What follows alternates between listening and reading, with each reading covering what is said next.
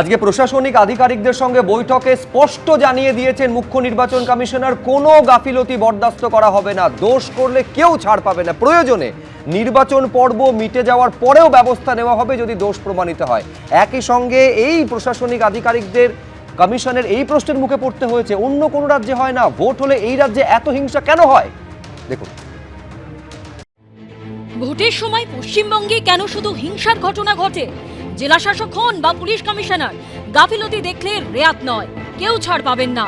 বিধানসভা ভোটের মুখে রাজ্যে এসে কড়া বার্তা দিলেন মুখ্য নির্বাচন কমিশনার জ্ঞানেশ কুমার। কার্যত তার ভৎসনার মুখে পড়তে হলো রাজ্য ও কেন্দ্রের একাধিক অফিসারকে। বিধানসভা ভোটের মুখে রবিবার রাতে মুখ্য নির্বাচন কমিশনার সহ কলকাতায় এসেছে নির্বাচন কমিশনের ফুল বেঞ্চ। সোমবার সকালে প্রথমে রাজনৈতিক দলের সঙ্গে বৈঠকের পর দুপুরে জেলা শাসক, পুলিশ সুপার, পুলিশ কমিশনারদের সঙ্গে বৈঠকে বসে কমিশনের ফুল বেঞ্চ। বৈঠকের শুরুতে অর্থাৎ রাজনৈতিক দলের বৈঠকের পর এনফোর্সমেন্ট এজেন্সি এবং তারপর ডিএমএসপিএ এবং যারা ছিলেন সেক্ষেত্রে একটা ওপেনিং রিমার্কস থাকে, যেখানে মুখ্য নির্বাচন কমিশনার বলেছেন, ওপেনিং রিমার্কসেই কিন্তু তীব্র ভৎসনা করেছেন। সূত্রের খবর, বৈঠকে মুখ্য নির্বাচন কমিশনার জ্ঞানেশ কুমার বলেন, অন্য কোনো রাজ্যে ভোটের সময় এত হিংসা দেখা যায় না। ভোটের সময় হিংসার ঘটনা শুধু পশ্চিমবঙ্গে কেন ঘটে? রাজনৈতিক দলগুলির সঙ্গে বৈঠকের প্রসঙ্গ টেনে জ্ঞানেশ কুমার বলেন, সব রাজনৈতিক দল আমার কাছে অভিযোগ করেছে, এবার এসব চলবে না। এরপরে কার্যত হুঁশিয়ারির সুরে জ্ঞানেশ কুমারকে বলতে শোনা যায়, আপনি জেলা শাসক হন বা পুলিশ কমিশনার, গাফিলতি দেখলে রেয়াত করা হবে না, তিনি ছাড় পাবেন না। নির্বাচনের পরে দোষী সাব্যস্ত হলেও পদক্ষেপ করবে কমিশন। আইন শৃঙ্খলার পাশাপাশি রাজ্যে চলতে থাকা এসআইআর প্রক্রিয়া নিয়েও ক্ষোভ প্রকাশ করতে দেখা যায় নির্বাচন কমিশনের ফুল বেঞ্চকে। সূত্রের খবর, এদিন কমিশনের ফুল বেঞ্চের ভৎসনার মুখে পড়েন 7 জন জেলা শাসক। মুখ্য নির্বাচন কমিশনার তাদের উদ্দেশ্যে বলেন, আপনাদের মতো দক্ষ বিচক্ষণ অফিসার থাকা সত্ত্বেও কিভাবে নির্বাচন কমিশনের গাইডলাইন ফলো করতে ব্যর্থ হলেন তা আমরা জানি না। নির্বাচন কমিশন কারোর গাফিলতির জন্য বদনাম করবে না।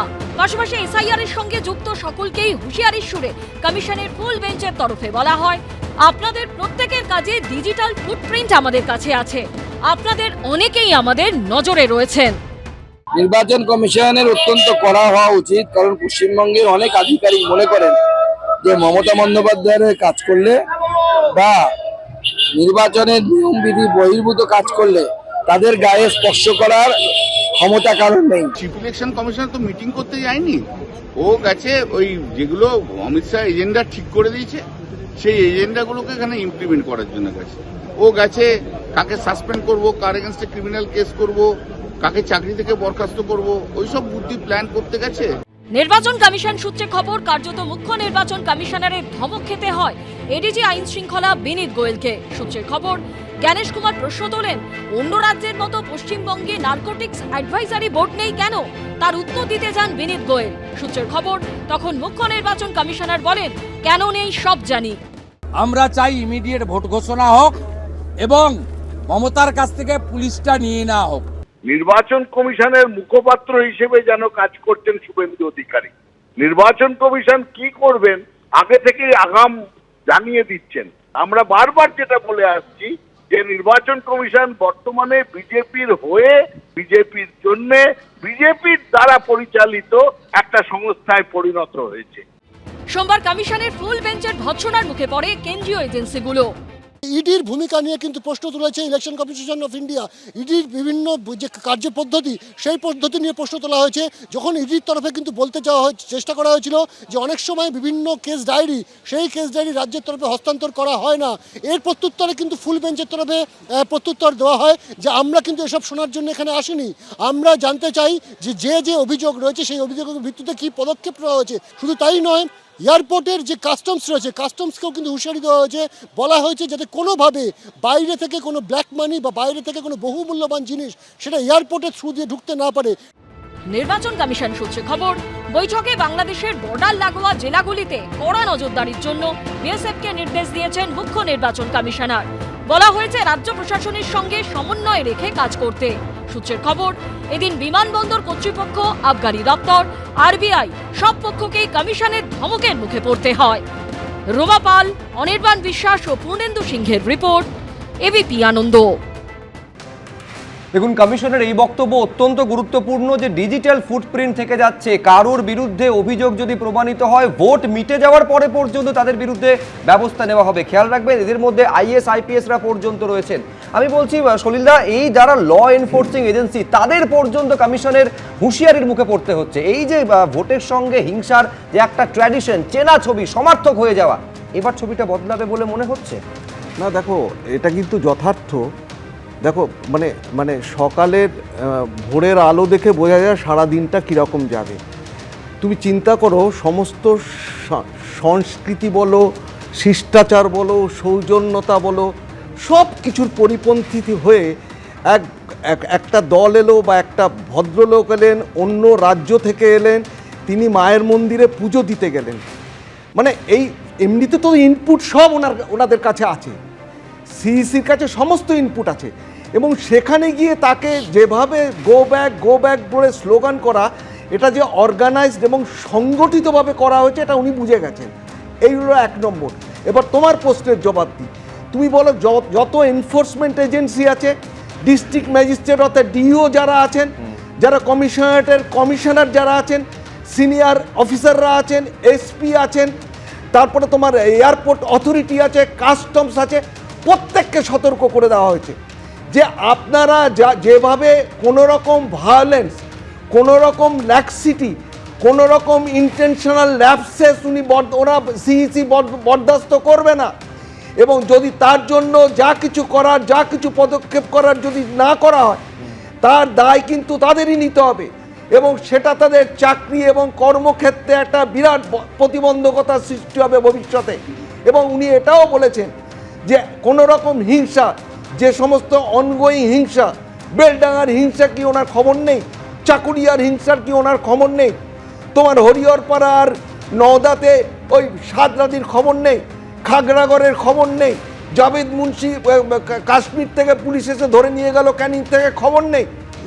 সুতরাং উনি বারবার যেটা এনশিওর করতে চেয়েছেন, ভোটের দিন নয়, prepoll days, on the day of poll এবং পোস্ট পোল ডেজে কোনো রকম ল্যাক্সিটি, কোনো রকম প্রতিবন্ধকতা, কোনো রকম ভায়োলেন্স কিন্তু বরদাস্ত করা চলবে না।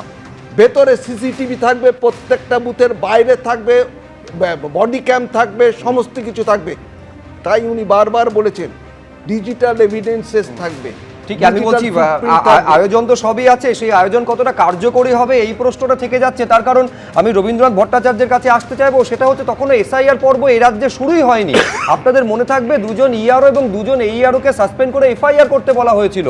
6টা মাস সময় নিয়েছে রাজ্য তাদের বিরুদ্ধে ব্যবস্থা নেওয়ার ক্ষেত্রে। মাঝে শুধু চিঠি চালাচালি আর 2বার সম্ভবত মুখ্য সচিব এবং তৎকালীন মুখ্য সচিবকে ডেকে পাঠানো ছাড়া কমিশন কি করতে পেরেছে? আপনি বলুন রবীন্দ্রনাথ বাবু, সেটা হচ্ছে মুরুগান, যিনি রোল অবজারভার, কখনো তাকে ঘিরে বিক্ষোভ, কখনো তার গাড়িতে ভাঙচুর করা হয়েছে। দীর্ঘ চিঠি সি মুরুগান লিখেছিলেন। কি ব্যবস্থা কমিশনের তরফে নেওয়া হয়েছে? এই প্রশ্নগুলো আজকে এই হুঁশিয়ারির মধ্যে তো সঙ্গত কারণে উঠবে।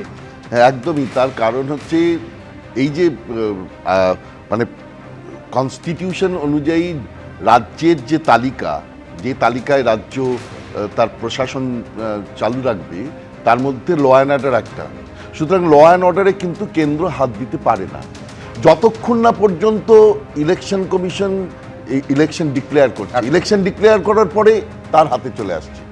এখন এক্ষেত্রে এই যে সবাই আমরা বলছি, বারবার করে বলছি যে চলে যাচ্ছে হাজারদুয়ারি দেখতে, এখানে যেই আসুক তার মাথার যে কমান্ডিং অফিসার, মানে সেটা সলিলদা অনেক ভালো বলতে পারবেন, কিন্তু কমান্ডিং অফিসার থাকেন কিন্তু রাজ্যের কোনো পুলিশ অফিসার।